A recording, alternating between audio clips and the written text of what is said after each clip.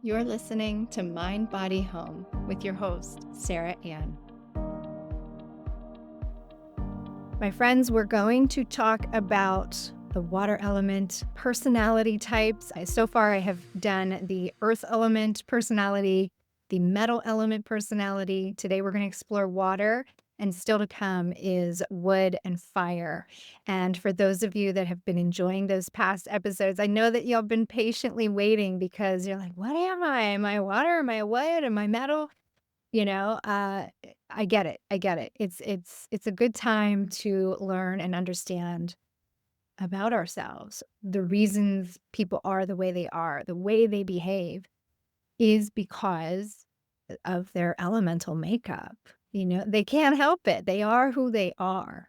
Now, when we know that about someone or we know that about ourselves, that's when we can sort of adjust how we associate to ourselves, how we treat ourselves and others, right? A little bit of understanding goes a long way.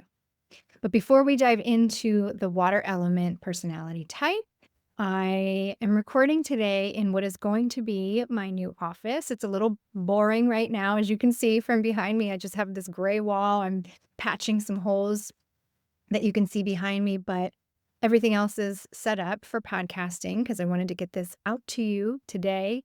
But I spent the weekend redecorating, I should say, rearranging two of the rooms. When we first moved into this rental, so I have a home that when you walk in to the left, there's two bedrooms and a bathroom, and then the rest of the house is in the back of the house, like the living space, dining room, kitchen, two more bedrooms. It's a rather large home, but most of the living is in the back of the home. And when we first moved in, I gave my son one of the back rooms because it had its own bathroom. He's entering those teenage years, so it fits for him. And my daughter was like, well, I want this front bedroom because this front bedroom is, as you can tell, it's bright and airy and it faces the front of the house. And directly adjacent to that is a guest bedroom. And it's a little more darker in there. The sun doesn't hit it all day long like it does in this front room.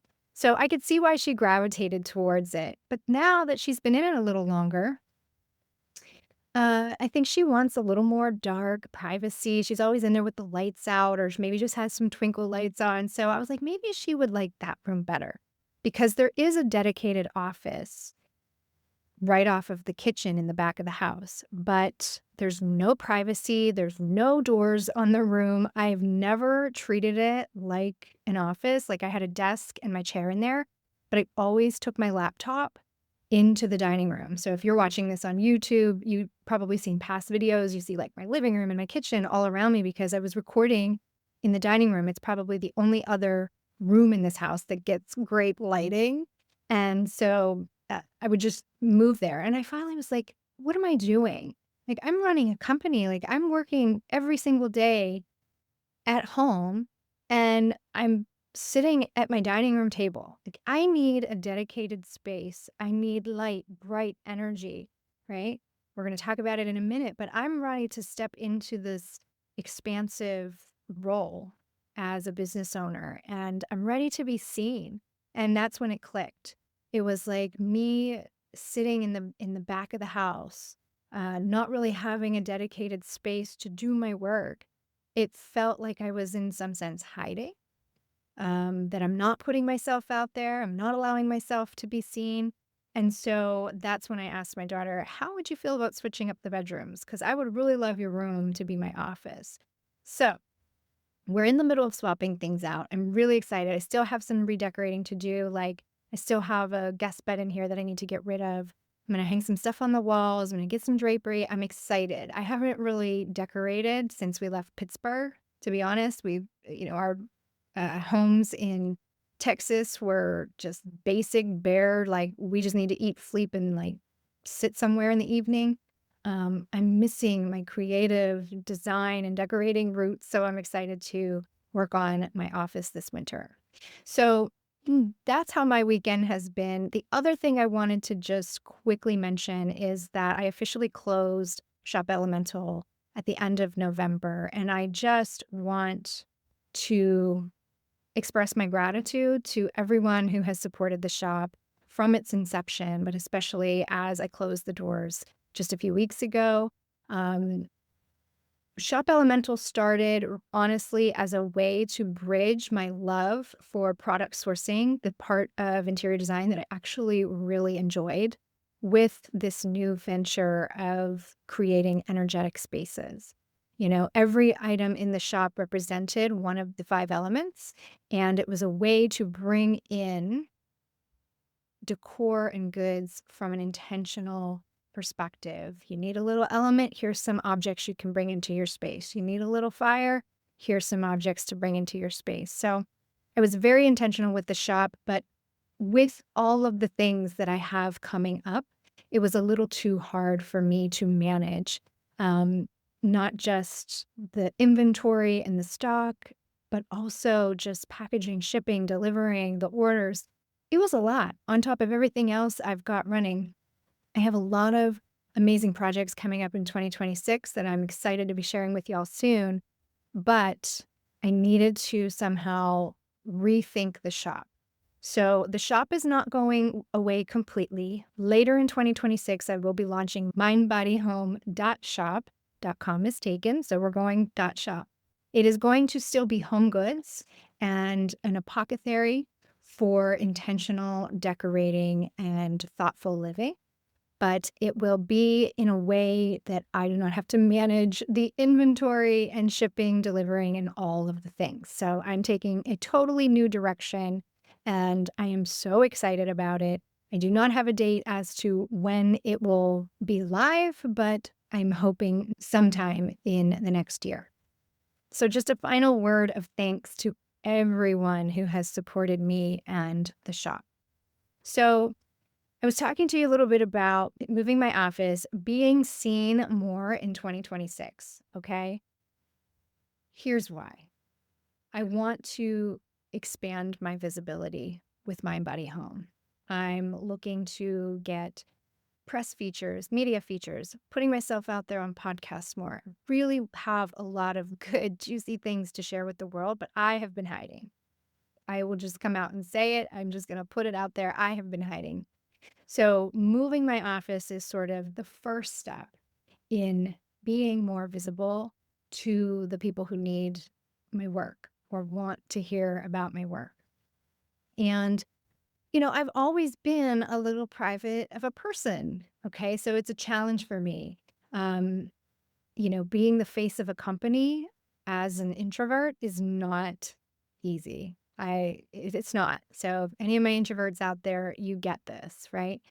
But as we wrap up 2025 and we start welcoming in the new year, we are also welcoming a completely new energy, a new timeline, like a new way of living that is really going to shake things up. So 2025 was a shedding of the last 18, 20 years. I talked about this in depth in seasonal alignment practice. I've talked about it in past workshops and podcast episodes. We are wrapping up the year of the snake, the wood snake. So huge themes around shedding, leaving behind old skin, right? And while that's very essential for any sort of growth, right, in 2026, we're going to be welcoming in a year of the fire element and the horse. Now, I don't get too engrossed in the Chinese zodiac and the animals on this podcast, but it is something that I do study, that I do appreciate learning about. And I will be sharing a little bit more of this in future episodes, probably in January. But I'll touch on it here because it'll kind of help segue us into the water element personality type, which is the actual theme of today's conversation. So the energy next year is all about momentum, gaining speed, right? The horse is galloping ahead. And the fire element, because every year there's an element and an animal associated to it, the fire element is calling for visibility, right? And sustainability. And if you think about a fireplace or a fire pit, sitting around it, you have to keep adding wood to keep the fire going. You need to sustain the fire. You might need to stoke it a bit, right? Refine a few things, tweak a few things. So, this fire energy that we have coming next year, and again, I'm going to do more in a future episode, is expansive. It's high energy. It's leaning into our extroverted selves, trying new things, things that maybe scare us a little bit. Maybe that's meeting new people, connecting with, things that light you up and actually taking action on them, things that you're really passionate about. These are all key characteristics of fire energy. Now, this is not an episode on the fire element. It's actually on fire's opposite, water. But before we enter this new yang energy of fire, we still need to close out the year of the wood snake, that shedding. And with that shedding almost comes this energy depletion, right? Where energy just totally slows down. Maybe you feel a little extra tired. For those of you that are highly intuitive and you're really tapped into your energetic state, you might be feeling this tiredness, this heaviness as the year starts to close. And so seasonally speaking, we are in the water element now, along with the season of winter, of course. And it's as if we need this resting phase before we enter the new year, especially being the fact that it's a yang high energy year, um, with that fire element and the galloping horse, right? It sounds exhausting already. So we need this time to rest, replenish, and just restore so that we are ready to move into this next year prepared and ready to go, right? So that's where we are now. We're in this resting phase with the water element and the winter season. So again, I'm going to talk about the water element as a personality type for today. And as I mentioned, I already did earth and metal a few episodes back. You don't have to go too far back. And later I'll also be doing wood and fire to kind of wrap up all of them. But for all my water element people, this is your season. And even if you're not dominated by water, this season, it benefits all elements to lean into some aspect of water, which you're going to learn about here. So for a long time, I thought I was a dominant water type, and I'm not. I'm actually a wood type. Um, Water is, however, my secondary. When I first started working with the elements, learning about them, I was in a heavy water season. It was right before, during, after COVID, like most of the world. I was getting ready to leave my full-time corporate job. I was leaning into what was next. I was going through my own spiritual awakening. I was consumed by self-development, self-awareness. I was working with coaches, learning how to lean into intuition more and, the natural world to help guide me. And on the outside, I probably looked like I had it all together. Here I was taking my side hustle full time, finally able to quit my day job, teaching others about intuition, starting a podcast, expanding my business into a whole new realm of things. But on the inside, I quite honestly felt a little bit lost and a little bit disoriented. The world outside of me really felt foreign for the first time in my life. And I just didn't feel like I was connecting with people in the same way. I watched a lot of relationships in my life sort of dissipate. Um, so I was going through a water phase in my life. And now that I'm out of that phase, I'm really leaning into what is my natural element. And for me, that is wood. And so maybe you're feeling that. Maybe, you're feeling it now, or you have felt that, and you can relate to what I'm talking about. This is the time when we want to lean into the water element. Okay, this is the time to go inward, to deeply self reflect, to find that inner light, which can only be found in the dark.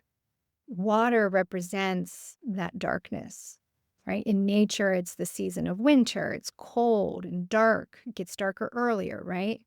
It's the depths of the ocean, the underworld. It's it's midnight in a 24-hour cycle. It's both the death and the rebirth cycle of plants, humans, animals, anything else that needs to be let go of or renewed. So for those that are a dominant water element, and remember, we are encompassed of all elements. We just feel connected to one or two primarily.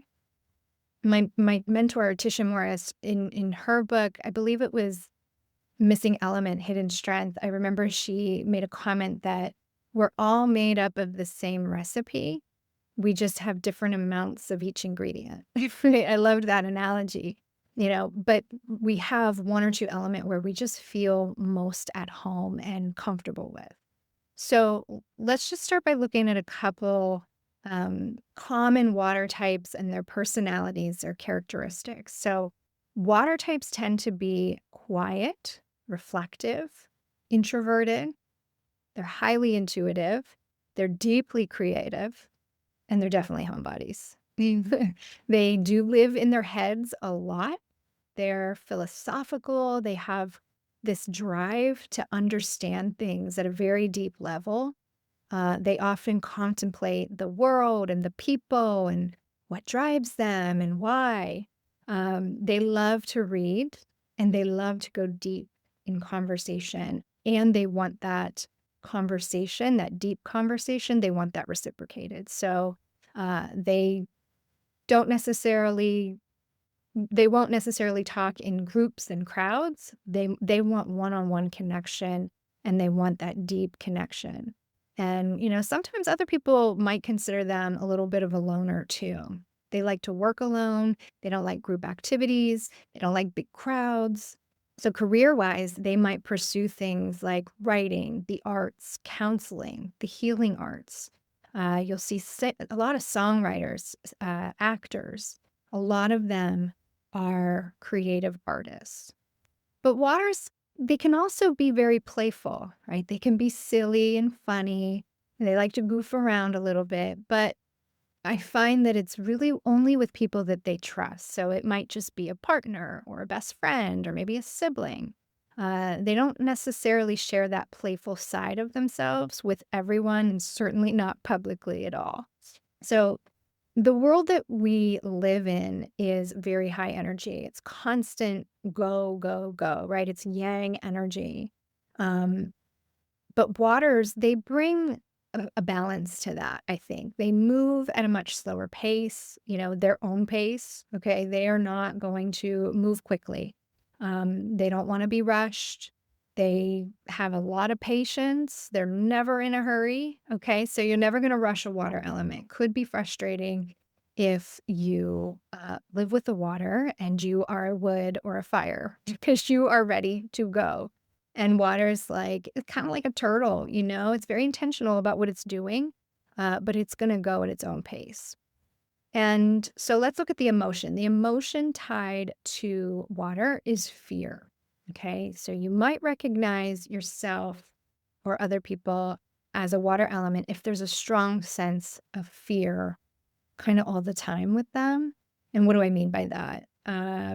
They might easily feel insecure. Maybe they're afraid of success or they're just afraid of everyday things, disasters happening. They tend to what's the word I'm looking for? They tend to um, expect the worst, or they get very easily upset at the news or the state of the world. And then they just go into this panic, almost panic state. Uh, they might be afraid of how they're perceived. So they care a lot about what other people think of them, which ties right into the insecurity piece. They might be afraid of leaning into something new or a relationship because they don't want to get hurt, or they might find themselves in an unwanted situation. So they just don't take any action. So they won't go for it, essentially. And so out of balance waters, and remember, we all have a little bit of this in us, but we can easily be out of balance. We can have too much water, we can have too little water. So let's talk about just some imbalances of waters. They might be withdrawn from people, society, their own family, right? They like to be alone, but if they're out of balance, they can be a little too isolated. And because they do live in their minds, they're, described as philosophical. They're always thinking. So they can be prone to things like depression. They can get it in their head that nobody understands them. They are very easily overwhelmed. They might lack motivation and commitment to things. They have a hard time carrying projects forward and tasks through to completion. They would 100% prefer someone else to handle all of the nitty-gritty details. They're sort of like the ideation of something. Like, so if you're in a group project or, let's just take a work environment and you're working on a team project, the water element type is going to be great at ideation, coming up with the creative pieces.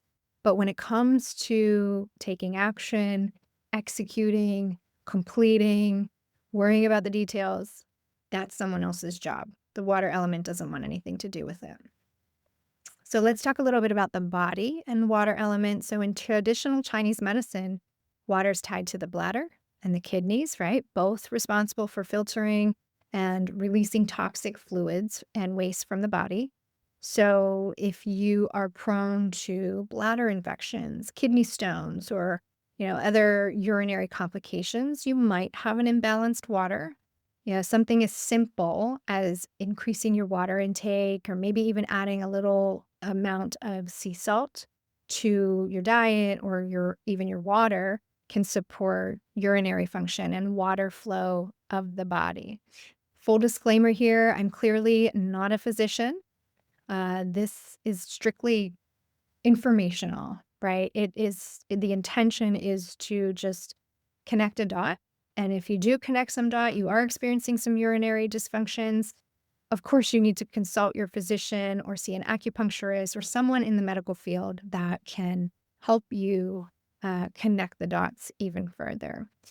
In addition to adding more water to your diet, the kidneys and bladder also love foods with ginger, parsley, garlic, cauliflower is a good one. I actually have cravings for cauliflower at times, and I have just, for myself, have just noticed that when I have these cravings, I probably need to up my water intake because my body is telling me, this is the intuitive piece, guys. My body is telling me that my water element is feeling depleted. My kidneys are feeling depleted. Something is feeling depleted. So whenever you have those food cravings, it's actually really interesting to do some research on what is it about that fruit, vegetable, grain, herb, plant, whatever.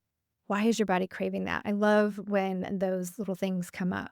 So, what else besides cauliflower? I think that's it.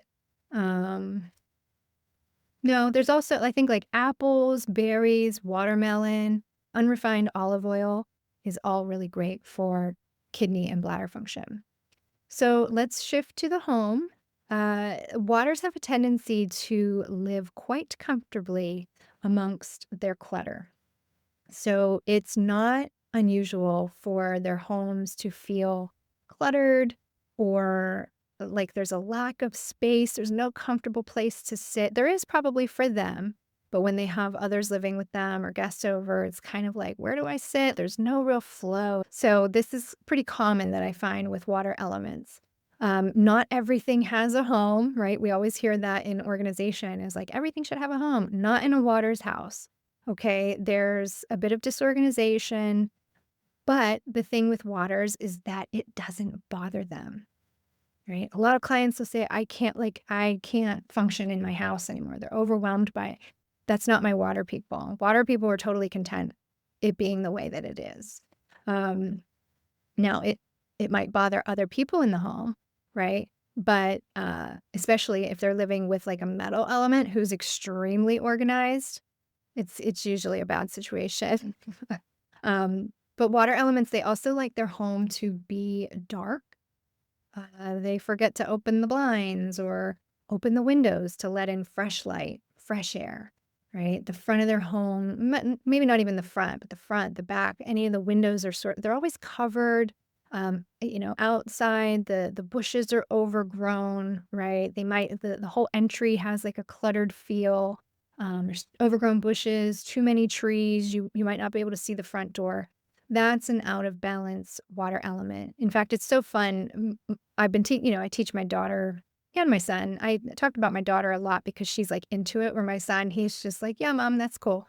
But she actually, shows an interest in some of this stuff. But she now when we go on walks, like I love teaching her, like, that's a yin house, or that house is very yang, or like, oh, look, this house has a perfect balance of all the elements in their front yard. And you can just tell by the people that you see coming in and out of their homes, how they're dressed, what elements they're attracted to, or just by the presentation of the front entry of their home says a lot about a person's elemental makeup. And so we find it fun.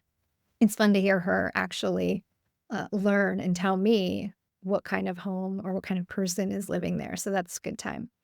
Um, so you might recognize yourself or someone you know as a water. I would love to hear your thoughts on this topic and definitely let me know, are you a dominant water or do you need to add a little more water to your life, Because if you are a wood or a fire element and you're always on the go, you might need to embrace that water energy to help you slow down, take some time to rest, build in some quiet reflection time. Okay. Water nurtures us in a way that brings life to something new. It helps us not burn out all the time.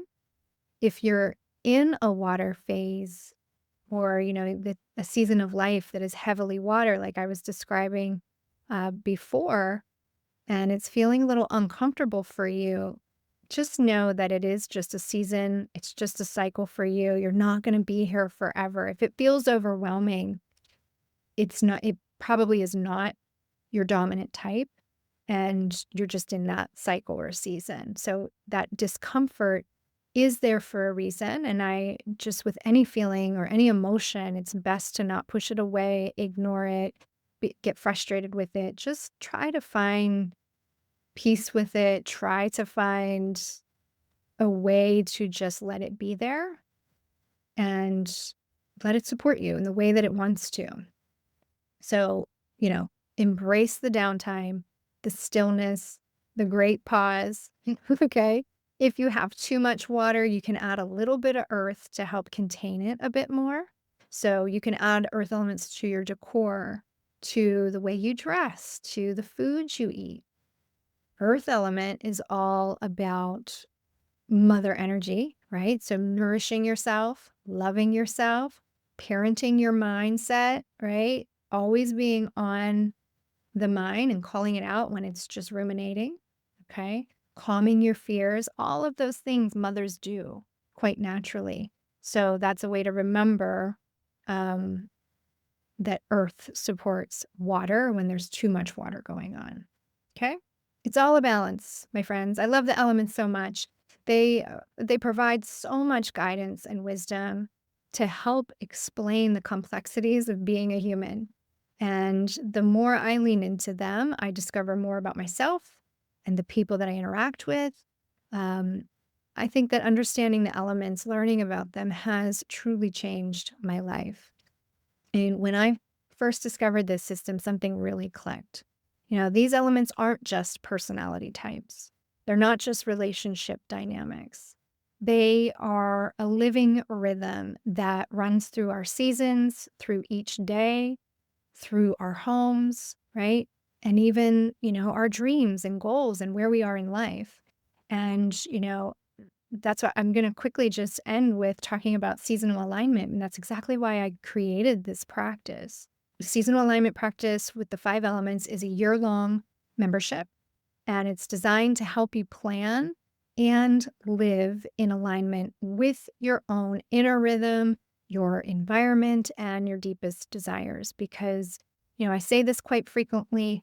Most of us only set our goals in January, and then we spend the rest of the year chasing distractions and wondering why we feel so out of sync, right? But what if we learn to live more seasonally?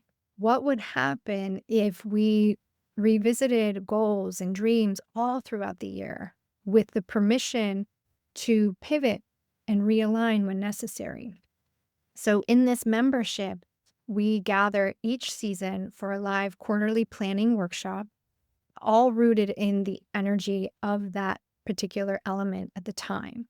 And each session helps you to reconnect with those dreams, with those goals. So you're moving through your year with more clarity, in alignment, and making more meaningful progress. Now, in between each session, each quarterly session, you will also be receiving resources, worksheets, printable guides, audio reflections, decorating tips, planning tools, all of it to keep your energy, your home, all of it in sync.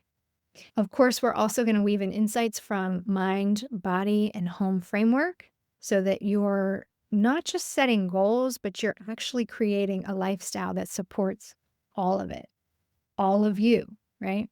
So this membership is going to be $297 starting in 2026. But I want you to join me now for only $97.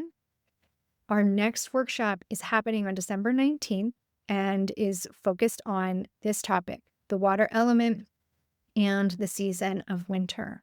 And we're going to be gathering just before the winter solstice so that you can close out your year ready to step into that first half of 2026 with clarity, gratitude, and preparation for your expansive year ahead with the fire horse. I'll be doing a live workshop. I think I'm going to do it live on the fire horse as well. If you sign up before the 18th, you'll also be enrolled in our upcoming workshops, which is spring and wood element, and again in the summertime, fire element. And you're also going to receive my past fall metal workshop and all of the accompanying resources that I've already provided to the group. I've had a few participants tell me that this seasonal practice is transformative and exceptional, which I love those two words. I'm really excited for you to experience it too. If you've been following this podcast, this is the membership, right? Like this is what I preach, given to you in a format that is easily accessible, greatly affordable. And I know that resources can be tight during the holiday season. So all I can really say to you is just consider this to be a gift to yourself. I decided to stop waiting for January to realign my life. I started living seasonally on purpose, all guided by the elements. And it has been a wonderful experience. And so I'm excited to share this practice with you as well. Okay, the link to join is in the show notes, of course. The $97 offer expires on December 18th. And if you enroll this year before the 18th, you are grandfathered in at that $97 rate should you decide to join us again at the next fall enrollment period. There will be added benefits at that time. I'm thinking of adding a monthly call to the program, along with, I'm really hoping to get a 2026 seasonal planning journal created in print for this practice. And so all of that is to come next year. But again, the price is going to be significantly higher next year. So if this even a little bit sounds enticing, this is the time to join us. Okay, that's all for now, my friends. Until next time, I'm sending you so much love and gratitude.